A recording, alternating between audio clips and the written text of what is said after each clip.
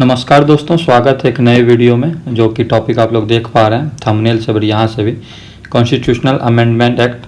तो सबसे पहले कॉन्स्टिट्यूशन इस बारे में क्या कहता है उसको देखते हैं। तो except basic structure rest part of the constitution can be amended in order to adjust itself to the changing condition और नीड। मतलब चेंजिंग कंडीशन और नीड के हिसाब से हम लोग बेसिक स्ट्रक्चर को बिना टच के इस पर एक नया फ्रेश वीडियो बनाएंगे, जिसमें आप लोग जानते हैं केशवानंद भारती केस वाला था बेसिक स्ट्रक्चर का, उसमें डिटेल से बताएंगे। आर्टिकल कौन सा प्रोविज़न इसमें आ जाएगा, तो 368 आर्टिकल आपका आ जाएगा। ये पार्ट कितना हो जाएगा, पार्ट 20, ठीक है, ऑफ द कॉन्स्टिट्यूशन। पार्लियामेंट को अमेंड करने का हक है। किसको, राइट किसको है, राइट टू मतलब सो बिल या प्रेजेंट बिल, यहाँ हो जाएगा पार्लियामेंट, ठीक है। ये पार्लियामेंट का पावर हम लोग जानते हैं ऐसे इजी में कि कैसे कैसे होता है। जैसे मान लीजिए कोई अमेंडमेंट बिल है, ठीक है, जिसको कि पेश करना है, तो इसको एक बार अलग से अपर हाउस मतलब राज्यसभा में पेश किया जाएगा और यहाँ भी स्पेशल मेजोरिटी से पास होना चाहिए। और फिर यहाँ से लोकसभा में पेश किया जाएगा और यहाँ भी स्पेशल मेजोरिटी से पास होना चाहिए। मेजोरिटी का अलग वीडियो बना हुआ है चैनल पे, आप लोग जाकर देख सकते हैं। डिस्क्रिप्शन में हम लिंक दे देंगे, ठीक है। और फिर यहाँ से क्या, दोनों के कंसेंट के बाद ये प्रेसिडेंट के पास जाएगा। प्रेसिडेंट अपना इस पे कंसेंट एसेंट दे देंगे, तब ये क्या हो जाता है, फाइनली एक्ट बन जाता है और ये लागू हो जाता है। और यहाँ पर एक और क्वेश्चन उठता है कि क्या कि अगर दोनों हाउस में नहीं बना तो फिर क्या दोनों हाउस का ज्वाइंट सीटिंग किया जा सकता है? तो ज्वाइंट सीटिंग नहीं किया जा सकता है, सेपरेटली बिल को दोनों हाउस में आपको पेश कराना है और पास कराना है स्पेशल मेजोरिटी से, ठीक है। A bill is related to federal provision, मतलब जिसमें कि स्टेट का भी जहाँ पर बात आ जाता है, स्टेट और सेंटर का, ठीक है, हम लोग का फेडरल स्ट्रक्चर है। Then bill must be ratified by legislature of half of the state by simple majority. तो स्टेट का भी वहाँ पर सिंपल मेजोरिटी लेना जरूरी है। ऐसे जब अमेंडमेंट डिटेल में आप कहीं पढ़ोगे तो हम एग्जांपल में बता देते हैं कि कुछ ऐसे अमेंडमेंट है जो पार्लियामेंट में भी सिंपल मेजोरिटी से पास कर दिए जा रहे हैं। जैसे फॉर्मेशन ऑफ न्यू स्टेट्स, या वो सब लैंग्वेज कौन सा फॉलो होगा, या official language of the parliament, quorum of the parliament, citizenship, UTs का डिलिमिटेशन और कॉन्स्टिट्यूशन जो भी है। तो ये सब कुछ एग्जाम्पल है जहाँ पर होता है। लेकिन मेजर जो बिल है जो दोनों हाउस में पास करें, जैसे कि इलेक्शन ऑफ द प्रेसिडेंट हो गया, कमिश्नर, इलेक्शन कमिश्नर, फिर स्टेट और सेंटर का पावर का हो गया, तो ये सब क्या है कि इस प्रोसेस से पास होता है। अब हम लोग यहाँ जिस टॉपिक के लिए आए थे वो यहाँ से शुरू होता है। कॉन्स्टिट्यूशनल अमेंडमेंट में इम्पोर्टेंट क्या है, मतलब सारे एग्ज़ाम्स के लिए आपको यहाँ पर ऑल एग्ज़ाम्स के लिए मैक्सिमम चाहेगा, चाहे वो एसएससी हो, चाहे वो पीएससी का प्रीलिम्स हो, जहाँ पर कि डायरेक्ट क्वेश्चन आता है आपको इससे। तो सबसे पहले यहाँ क्वेश्चन बनता है कि सबसे पहली बार अमेंडमेंट कब पारित हुआ था। तो फर्स्ट अमेंडमेंट जो हुआ था ना, फर्स्ट अमेंडमेंट एक्ट जो था वो 1951 में हुआ था। यहाँ से हम लोग का आंसर हो जाएगा। फिर आप जमते इंपॉर्टेंट हम लोग यहाँ से देखेंगे तो 10th अमेंडमेंट एक्ट क्या कहता है, इसमें दादर नगर हवेली को क्या किया था, एक साथ यूटी बना दिया गया था। एक साथ इन तीनों को मिला के मतलब यूटी बना गया। अब तो दमन एंड दीव भी बाद में ऐसा ऐड हो गया था, ठीक है। उस समय का बात है 1961 का। फिर 13th अमेंडमेंट एक्ट 1963 क्या कहता है, क्योंकि नागालैंड इसका शॉर्ट में एनएल हम लोग लिख देते हैं, ये फॉर्मेशन हुआ था स्पेशल प्रोविजंस, ठीक है। फिर 24th अमेंडमेंट एक्ट 1971 में क्या हो जाएगा कि पहले कोई भी मतलब बिल विल आता था ना, तो पार्लियामेंट से पास होने के बाद एक्ट बन जाता था। तो यहाँ पर क्या, कंसेंट ऑफ प्रेसिडेंट को मैंडेटरी कर दिया गया। तो ये भी एक इम्पॉर्टेंट हो जाता है कि प्रेसिडेंट का कंसेंट यहाँ पर मैंडेटरी किया गया किस बिल से। तो यह हो जाएगा आपको 24th अमेंडमेंट एक्ट 1971। फिर देखते हैं 36 अमेंडमेंट एक्ट 1975 क्या कहता है। यहाँ पर आपको सिक्किम का फॉर्मेशन हुआ था। 46 को, इसको देखिए क्या कहा जाता है, मिनी कॉन्स्टिट्यूशन। यहाँ पर क्या क्या इंपॉर्टेंट है, तो सबसे पहले जो प्रीएम्बल में चेंजेस हम लोग देखते हैं। प्रीएम्बल 3 वर्ड जोड़ा गया था, कौन कौन, सोशलिस्ट, सेकुलर और इंटीग्रिटी।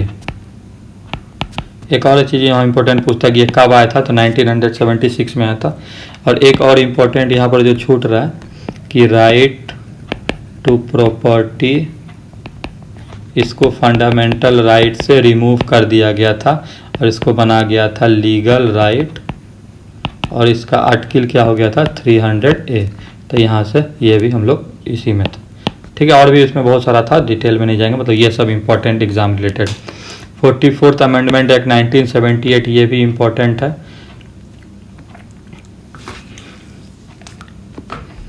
सॉरी हाँ, इसके बारे में बता रहे थे, ये 44th में होगा, वहाँ पर 3 वो ऐड हुआ था, और इसमें सॉरी उल्टा हम बता दिए, यहाँ पर क्या था एडॉप्टेड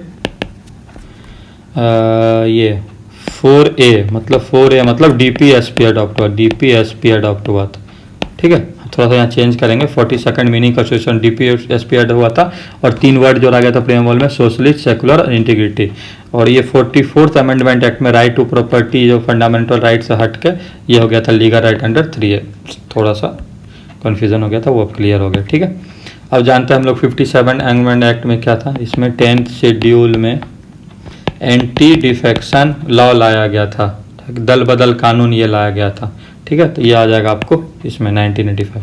56वां भी इम्पोर्टेंट है यहाँ, क्योंकि गोवा का फॉर्मेशन हुआ था, वो भी किससे, तो स्पेशल प्रोविज़न से हुआ था, क्योंकि वहाँ पर पहले विधानसभा का सीट बहुत ही कम था, यूटी था, वो उसको अलग करके फिर वहाँ से बनाया गया कि 30 से कम नहीं 40 के आसपास उसका वो होना चाहिए कॉन्स्टिट्यूएंसी। तो फिर स्पेशल प्रोविज़न के तहत गोवा को स्टेट बनाया गया था, ठीक है। गोवा फॉर्मेशन एज स्टेट यहाँ लिख देते हैं। नेक्स्ट हम लोग देखेंगे 61st अमेंडमेंट एक्ट क्या है, ये भी इम्पोर्टेंट है। कहा है कि सकते हो वोटिंग राइट पहले कितना था 21 था, इसको रिड्यूस करके कितना कर दिया गया 18, ठीक है। तो वोटिंग राइट क्या हुआ 21 से 18 किया गया, तो ये आपको आ जाएगा 61st अमेंडमेंट एक्ट। तो ये सब बहुत इंपॉर्टेंट हो जाता है, डायरेक्ट प्रीलिम्स में क्वेश्चन बनेंगे। 69th अमेंडमेंट एक्ट में अगर हम लोग देखेंगे 69th अमेंडमेंट एक्ट में ये क्या था, Delhi national capital territory NCT, इसका फॉर्मेशन था नेशनल कैपिटल टेरिटरी। तो ये 69th में आ जाएगा। और अभी NCT बिल भी पास हुआ है, करंट अफेयर्स में भी, आपको करंट अफेयर्स में भी डायरेक्ट इसको पढ़ने के लिए, तो ये 69th अमेंडमेंट एक्ट का वहाँ पर जिक्र हो रहा है। 73rd जो है और 74th जो है दोनों 1992 में आया था, और दोनों थोड़ा बहुत रिलेटेड। एक तो पार्ट इसका क्या हो जाएगा 9 और इसका हो जाएगा 9A। ये आपका हो जाएगा विलेज पंचायत, और ये हो जाएगा म्यूनिसिपालिटी, ठीक है। और शेड्यूल देख लेते हैं, तो ये आपका हो गया था 11th शेड्यूल, और ये आपका हो गया था 12th शेड्यूल। इसमें आइटम कितना था, तो 29 आइटम्स, और इसमें कितना आइटम इंक्लूडेड था, तो 18 आइटम्स, ठीक है। 18 आइटम्स इंक्लूडेड थे। तो ये सब कुछ फ्रेश आप लोग लिख सकते हैं, यहाँ थोड़ा सा ज़्यादा ऐसा हो गया। 86th अमेंडमेंट एक्ट 2000 का हम लोग अगर देखेंगे तो इसमें क्या था, इसमें थोड़ा सा हम शॉर्ट में लिखेंगे, जैसे राइट टू एजुकेशन। तो ये 3 जगह हुआ था। सबसे पहले तो 21A ये फंडामेंटल राइट में चेंज हुआ, फिर ये आपको एक और हो जाएगा चाइल्ड एंड एडुकेयर करके, इसमें ये आर्टिकल 45 में आ जाएगा। तो ये किस में आ जाता है, DPSP में आ जाता है, ठीक है। और एक आ जाता है एजुकेशनल अपॉर्चुनिटी, और एजुकेशनल अपॉर्चुनिटी तो ये किस में आ जाता है 51A। तो ये किस में आ जाता है, फंडामेंटल ड्यूटीज़ में आ जाता है, ठीक है। तो यह तीनों इसमें इंक्लूड होगा। 86 में एजुकेशन से रिलेटेड हम लोग का आर्टिकल भी है, 21 है फंडामेंटल राइट में, 45 में भी उससे रिलेटेड है, और 51 है फंडामेंटल ड्यूटीज़ में भी। तो इसके लिए तो ये किसके लिए है, तो ये है 6 से 14 मतलब ईयर्स के बच्चों के लिए, और इसका हो जाएगा आपको, इसका भी 6 से 14 ईयर्स के बच्चों के लिए, ठीक है। तो ये सब तो उतना डिटेल में पूछता नहीं, लेकिन हम लोग ध्यान रखेंगे। और 100 का यहाँ पर देखते हैं, थोड़ा थोड़ा हम लोग ऐसे नीचे जाना होगा, पर कोई बात नहीं।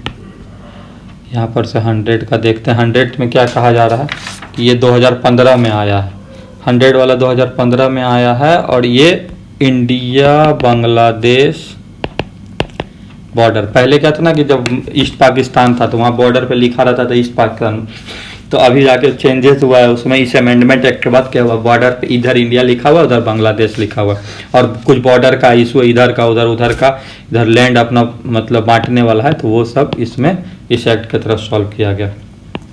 101 अमेंडमेंट एक्ट 2017 फिर क्या कहता है, 101वां में क्या आया आपको, जीएसटी। ये कब हुआ था, तो 1 जुलाई 2017 को जीएसटी आया था।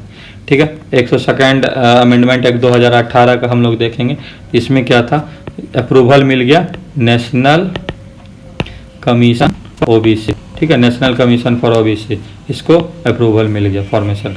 130वां में जानेंगे तो इसको हम लोग जानते हैं सब क्या है इसका, ईडब्ल्यूएस, मतलब 10% जो आरक्षण मिला है किसको, जो जनरल कैंडिडेट है लेकिन फिनेंशियली बहुत वीक है, तो ईडब्ल्यूएस का हो गया। 104 जो कि 2020 में आया था, इसमें क्या कहता है कि पहले जो ना लोकसभा में 2 सीट था, ये एंग्लो इंडियंस के लिए था, इंडियंस के लिए, इसको अब रिमूव कर दिया गया। अब रिमूव करके ये 2 सीट को क्या, एक एससी को दे दिया गया, एक एसटी को दे दिया। ठीक है, तो इसके लिए था। और सबसे लास्ट में अभी जो लेटेस्ट है 105वां, इसमें क्या कहता है कि स्टेट क्या कहता है, आइडेंटिफाई कर सकता है एससी बी सी, इसको मतलब सोशली इकोनॉमिकली बैकवर्ड, वो आइडेंटिफाई करके उसके लिए जो भी है रूल कर सकता है। ठीक है, तो स्टेट को ये पावर मिल गया। ठीक है, तो ये कुछ था इम्पोर्टेंट अमेंडमेंट आर्टिकल, थोड़ा सा घच-पच हो गया लेकिन कोई दिक्कत नहीं है, आप लोग इसको अलग से लिख के फिर समझ के बना सकते हैं। ठीक है, नेक्स्ट वीडियो जल्दी आएगा। वीडियो देखने के लिए धन्यवाद, लाइक शेयर सब्सक्राइब कर दीजिए।